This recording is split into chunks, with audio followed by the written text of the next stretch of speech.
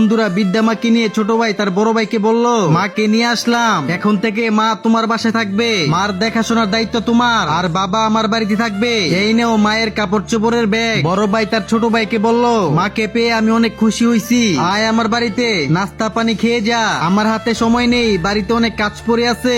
এই কথা বলে ছোট ভাই চলে যায়। বড় ছেলে তার মাকে বলল, সব সময় তো আমাকে ঘৃণা করতা, আর ছোট ছেলেকে মাথায় তুলে নাচতে। মাকে এই কথা বলে বাড়িতে নিয়ে যায়, কিন্তু মা ঘরে ঢোকার সাহস পাচ্ছিল না, কারণ বড় ছেলের বউকে বিয়ের পর মেনে নিতে পারে নাই। ছেলের বউ তার শাশুড়িকে দেখে অনেক খুশি হয়। শোনো চম্পা, মা এই বাড়িতে থাকবে। ছেলের বউ তার শাশুড়িকে ধরে নিয়ে সোফায় বসিয়ে পানি আর আপেল খেতে দিল।